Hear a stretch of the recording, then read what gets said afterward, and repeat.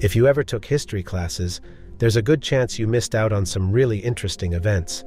Get ready as we dive into 17 historical facts that probably didn't make it into your school lessons. These are the kind of stories that often slip through the cracks, so stay tuned for some fascinating insights into the past. The government once poisoned alcohol during Prohibition. Back in 1926, the US faced a big problem with alcohol abuse, so the government decided to take action and banned its production, sale, and consumption. They called it the Noble Experiment. Now here's where it gets a bit shocking. The government tried to discourage people from drinking by making industrial alcohol toxic. Instead of directly poisoning it, they mandated companies to add harmful chemicals like methanol to make it really bad for you. But wait, isn't that illegal?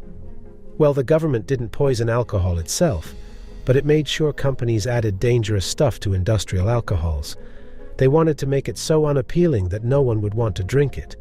They even ordered the addition of quinine, methyl alcohol, and other toxic chemicals to make it even worse. Guess what? Despite the ban, people still really wanted alcohol, so companies kept selling toxic liquors with all those added poisons. On January 1st, 1927, 41 people died at New York's Bellevue Hospital because of alcohol-related poisonings. And get this, by the time they lifted the Prohibition law in 1933, it's estimated that at least 10,000 people had died because of the government's poisoning program. Crazy, right? The morbid history of dentures. Today, if you have dental issues like missing teeth, you can easily pop in a pair of dentures. They're everywhere. But let me tell you, the history of dentures is pretty strange and kind of disturbing. Nowadays, dentures can be made from things like composite resin or porcelain, but back in the 1800s and early 1900s, they didn't have these materials. People lost teeth a lot, thanks to sugary diets, dangerous teeth whitening methods, and not knowing much about keeping teeth healthy. So, what did they do when they lost a tooth? Well, it wasn't as simple as going to a dentist. Rich folks had a peculiar solution. They got teeth from dead people. Yeah, they took teeth from deceased folks and put them in their mouths. They even had a name for it, Waterloo teeth. It comes from the Battle of Waterloo, where soldiers' teeth were removed.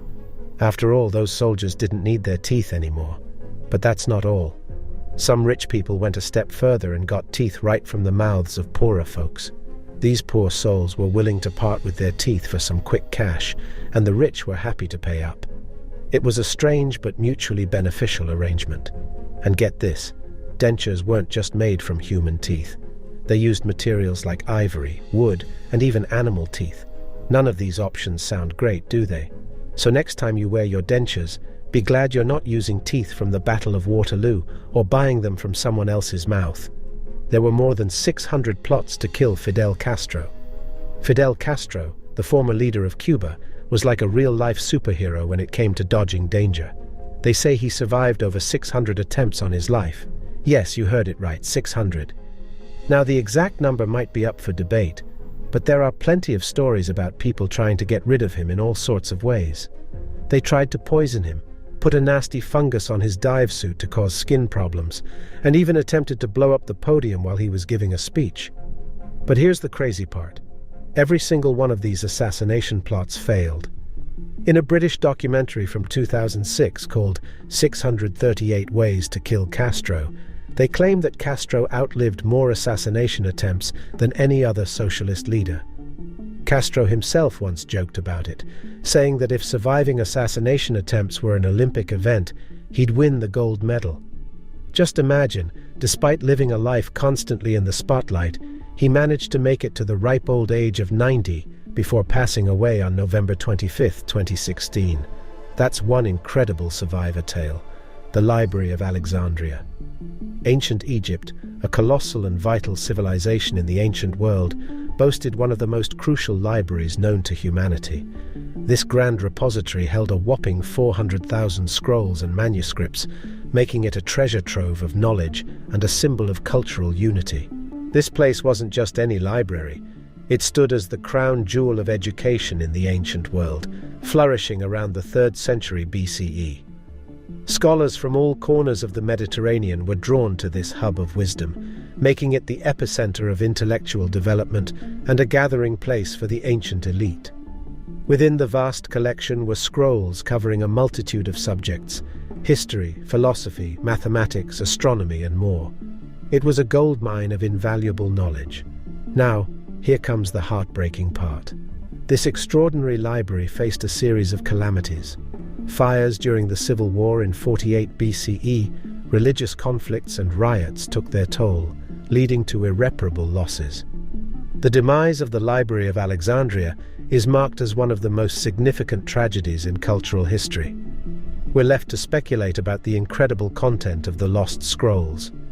Back then, everything was written on handmade materials, and the catastrophic loss of this priceless collection highlights how fragile knowledge was. It sheds light on the primitive state of human consciousness at the time, where the true value of intellectual labor and works wasn't fully appreciated. The Dancing Plague. In July of 1518, the city of Strasbourg was hit by a bizarre fever known as the Dancing Plague. It all started with one woman who, out of nowhere, began energetically dancing in the street. Strangely enough, others joined in, and for a whole month, around 400 citizens were consumed by this relentless urge to dance uncontrollably. It was like their collective minds had gone a bit haywire. The dancing mania went on for days, leading to people fainting from exhaustion and, sadly, even death in the most severe cases. Picture this: folks dropping dead just because they couldn't stop dancing. Now, people back then tried to make sense of this strange contagion. Some said it was a divine judgment, while others blamed overheated blood. Modern theories, though, suggest it might have been mass hysteria, a typical occurrence in medieval Europe. Another possibility is ergotism, a condition caused by eating cereal grains infected with certain fungi. Even with all these theories, the exact cause of the dancing plague remains a mystery. Nevertheless, this peculiar event from 1518 has become a fascinating case for studying the phenomenon of mass hysteria. Vikings. Let's set the record straight about Vikings. You know how they're often shown as savage warriors with horned helmets? Well, that's a big misconception. Vikings were more than just conquerors and killers. They were also traders, explorers, and travelers. From 800 to 1500 AD, Vikings fearlessly explored the world, going as far as North America even before Columbus did. Archaeological discoveries reveal that Viking culture had a well-developed artistic side. They weren't just about war, they were skilled fishermen and farmers, engaging in peaceful activities. Now, about those horned helmets, that's more of a romanticized idea from the 19th century. The first helmets found by archaeologists didn't have any horns. It turns out the whole horned Viking thing was a bit exaggerated. In fact, Vikings contributed positively to culture. They gave us the concept of coziness, and even IKEA has its roots in their industrious spirit. And of course, their bravery is something we should remember them for. So next time you think of Vikings, don't just picture them as fierce warriors. Think of them as traders, explorers, and the creators of a cozy atmosphere. The original leather-bound books. Let's talk about leather-bound books, the real deal, not the synthetic stuff you often find nowadays. Back in the day, the leather wrapping texts was quite original, and when I say original, I mean, well, a bit too original. Here's a wild fact for you. There was a time when the leather used on things like books and shoes was actually human skin. Yep, you heard it right. This phenomenon is known as anthropodermic bibliography. It's about using human skin to cover books and texts. The process of turning human skin into a book cover was pretty much the same as using animal leather. The only difference? Instead of getting skin from cows or other animals, some folks decided to use human skin. Allegedly, these books were often made from the skin of executed convicts and criminals, people who didn't exactly need their skin anymore. Not many books made from human skin are still around today, but just imagine how many there might have been. It's a bit eerie, isn't it? Just think about the reactions of those poor souls if they found out their bodies were used to wrap up books. That's definitely one way to take original leather to a whole new level. Christopher Columbus. So there's this guy often hailed as the discoverer of America, right? Columbus, the one who set sail in 1492, all in the glory of the Spanish crown. But hold your praises. Turns out, it was a bit of a miscalculation on his part. Picture this. Columbus thought he could easily sail from Spain to India by heading west from Europe. Now, you might be thinking, wait, isn't there quite a distance between Spain and America, and even more to India? Well, you're spot on. But here's the thing. Back then, they didn't have satellites, and their calculation methods weren't really great at understanding the size of our planet. So, Columbus, armed with these not-so-accurate calculations, set off on what he thought was a shortcut to Asia. Unfortunately, he grossly underestimated how big the Earth really is. When he landed in the Caribbean Sea basin, he genuinely believed he had reached the East Indies, and that's why the native people he encountered were wrongly called Indians. Now, we're stuck with the label, and the world missed out on the discovery of yet another continent, all because of a little miscalculation. Goes to show, even the most celebrated journeys can have their share of blunders. Roman water supply system. Let's talk about one of the Romans' cool inventions, their advanced aqueducts and water supply system. Now don't get me wrong, they didn't exactly invent the wheel here, but they sure did take it up a notch. The Romans polished the system, creating these extensive networks of lead and stone pipes that became the talk of the town. Their water supply system was pretty fancy for its time. Picture this. Monumental structures capable of hauling water from sources kilometers away into the heart of towns and settlements. Rome, being the hub of it all, had a water supply from 11 aqueducts, ensuring water for public baths, fountains, and people's homes. It wasn't just for drinking. Sanitation became a big deal too. The Romans were serious about cleanliness. They built sewer systems, and here's a quirky word for you: cloaca.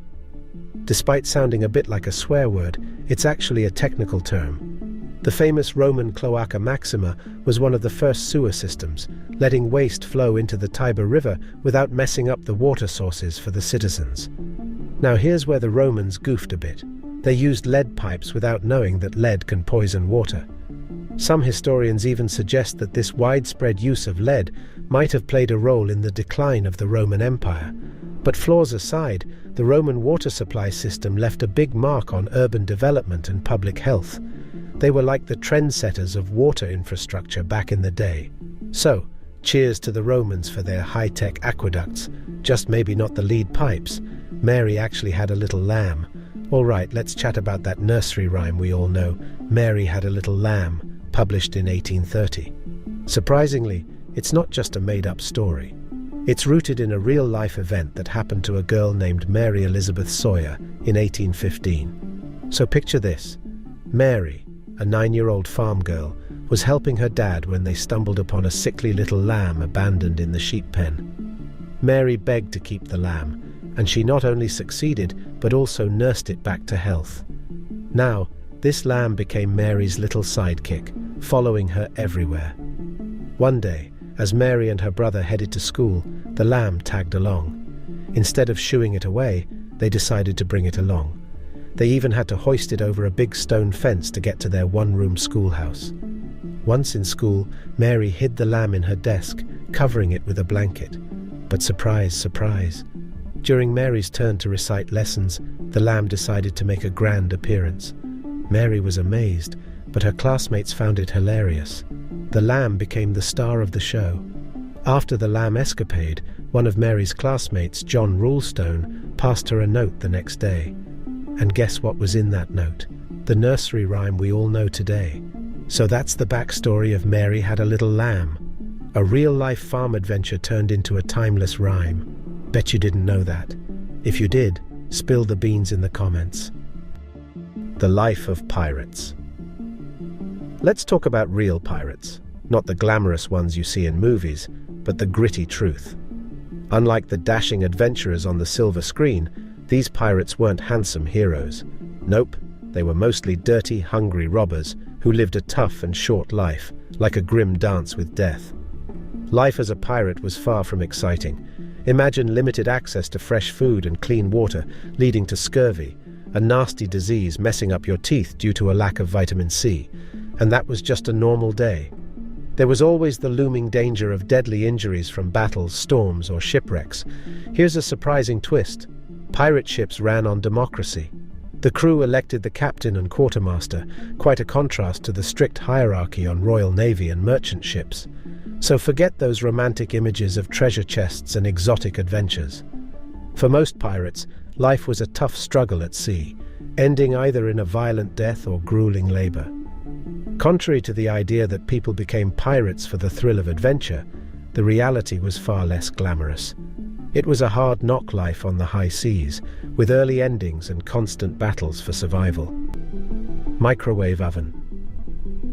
Let's step back to 1945 when Percy Spencer, an engineer at the Raytheon Company, stumbled upon something quite unexpected. While working on radar systems, he noticed that the chocolate bar in his pocket had mysteriously melted near the devices. This curious accident led him down an intriguing path. Spencer, not one to shy away from curiosity, began to explore how microwaves affected different things. The result? The birth of the microwave oven, a kitchen favorite in many households today. Surprisingly, this invention wasn't intentional, but a stroke of fortunate luck. See, Spencer's company was already a leader in producing magnetron devices, which could generate high-frequency radio waves. When the chocolate bar melted, and Spencer didn't, he realized the magical effect of microwaves. As he delved further into experiments, popcorn popped, and an egg even exploded right in front of his colleague. They discovered that microwaves emitted by the magnetron led to instant heating. Recognizing the potential, Spencer's company patented the invention, and in 1947, the first mass-produced microwave, named the Radarange, a play on radar, hit the market. Sure, it was bulky and pricey at first, but thanks to continuous improvements, these kitchen marvels soon found their way into homes worldwide, especially in the post-World War II era. And there you have it, the accidental discovery that revolutionized how we cook. Ketchup was once used as medicine. Let's journey back to a time when ketchup wasn't the tomato-rich delight we know today. Back in 1834, Dr. John Cook Bennett decided to shake things up. He tossed tomatoes into the ketchup mix, claiming that this saucy concoction could cure everything from diarrhea to jaundice. Quite the bold claim. Dr. John wasn't content with just a sauce. He wanted to turn his tomato wonder into pills, so he enlisted the help of salesman Archibald Miles. These tomato extract pills hit the market, promising health benefits galore. But here's the catch. Most of these pills were basically just laxatives with no real tomato goodness. Unsurprisingly, people didn't quite get the cure they were expecting, and by 1850, the ketchup medicine empire crumbled. But fear not, the story doesn't end there. In 1876, an American entrepreneur named Henry Heinz stepped in and gave us the ketchup we're familiar with today. Heinz's version ditched the questionable health claims and stuck to a simple recipe: ripe tomatoes, distilled vinegar, brown sugar, salt, and an array of spices. And that, my friends, is the evolution of ketchup from a questionable cure all to the tasty condiment we slather on our fries today. James Jameson's cannibalism. Let's chat about Jameson Irish whiskey. Now I love its rich blend and smooth journey down the throat. But when I stumbled upon the unsettling history of one family member behind this whiskey empire, it left a bitter taste. Meet James S. Jameson, the great-great-grandson of John Jameson, the founder of the famous Irish Whiskey Company.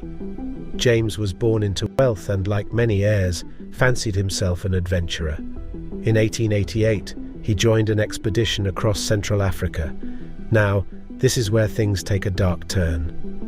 While in the Congo, James decided to commit an unthinkable act. Different accounts, from James's own diary to his wife and a translator, tell the grim story. James was in charge of the rear column of the expedition, headed to Ribikiva, a trading post known for its cannibal population. According to the translator, James wanted to witness cannibalism firsthand. Shockingly, he paid 6 handkerchiefs for a 10-year-old girl from a local tribe. The poor girl was tied to a tree and essentially given as free food to the cannibals in the region. To make matters worse, James reportedly drew and painted watercolors of this horrifying event as it unfolded. Well, that's quite a disturbing twist in the history of Jameson. Sometimes, the stories behind the spirits can be as bitter as the taste itself. July 4th isn't the real America's Independence Day. Okay, buckle up for a bit of American history. So, even though July 4th is celebrated as Independence Day, the real game changer happened on July 2nd, 1776. The Second Continental Congress gave the nod to the resolution declaring independence from Britain. Surprise, right? Now, why the switch in dates? Well, it's more a technical hiccup than a deliberate move.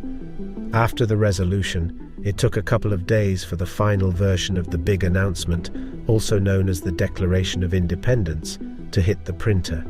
So, when the document finally got there, it carried the date July 4th, 1776. Now, here's where it gets interesting. Future President John Adams and Thomas Jefferson, who was part of the committee, both passed away on July 4, 1826. This kind of cemented July 4th in American hearts as the perfect Independence Day. So, while July 2nd was the day the colonies gave a thumbs up to freedom, July 4th is the date that stole the spotlight, thanks to a little printer delay and a touch of historical significance. It's funny how history plays out, right? Pharaoh Pepe II and flies. Now let's journey back to the Egyptian Empire, one of the largest in history. Picture this, a ruler with immense power and influence. Enter Pharaoh Pepi II, who took things to a rather peculiar level. Pepi II ascended the throne at a tender age, around 6, during Egypt's Old Kingdom's 6th dynasty. Some believe he ruled for a jaw-dropping 64 to 94 years. While his reign was relatively calm, Pepi II harbored a strange disdain for flies and bugs. Legend has it that Pepi II detested flies more than anything. Now, this might not be too surprising considering he was practically a kid when he became pharaoh. But here's where it gets a bit bizarre. To avoid any buzzing encounters with these pesky insects, Pepi II came up with an unconventional solution. According to historical records, Pepi II kept naked slaves close, drenching them in honey from head to toe. The idea was that these sweetened slaves would attract the flies and bugs, sparing the pharaoh himself. However, this peculiar practice took a toll on the unfortunate slaves. By the end of their days, they were covered in sores, boils, and scars. Some even succumbed to fatal diseases like cholera and malaria. Now I get it. Bugs are annoying, but come on, that's taking it to a whole new level. The Leningrad famine. Now, let's rewind to September 1941, taking a stroll through what was then Leningrad, Russia, at the peak of World War II. Leningrad, now known as St. Petersburg, stood as the USSR's second largest city. When the Nazis set their sights on invading the country, Leningrad became a prime target. In a brutal campaign, the Nazis blockaded the city, cutting off pretty much all supplies. By September of that year, the only connection to the outside world was a water route near Lake Ladoga. The rest of the city was entirely sealed off by German and Finnish forces. This blockade lasted a staggering 872 days. During this harrowing period, the people of Leningrad endured one of the worst famines in human history. In less than 3 years, the city's population plummeted from 2.5 million to under 800,000. Imagine this: no critical supplies, no food, wood, coal, or gas. When winter hit, civilians were struggling to survive in temperatures as low as -40 degrees, without any food. Desperation set in, and people began burning their possessions just to create fire and stay warm. As time passed, the situation only worsened. Disturbing reports surfaced of people leaving their homes and never returning. Initially, it was assumed they perished in the cold, but authorities started linking these disappearances to the sudden availability of meat in the markets. Most of this meat was labeled as horse or dog meat, but it was evident that, in their fight for survival, the Russians had resorted to cannibalism. Officially, there are about 2,000 recorded cases of cannibalism during this period, but many believe the actual number is much higher. The world, as we know, can be quite wild, and these facts shed light on the extreme lengths people went to endure unimaginable circumstances. I sure hope none of these details give you nightmares tonight. If you've come across any haunting facts, share them, and maybe sleep a little closer to someone tonight. Thanks for watching the video, and if you found it informative, please like and subscribe to Time Capsule for similar content. We look forward to sharing more knowledge with you in the future. Until then, take care.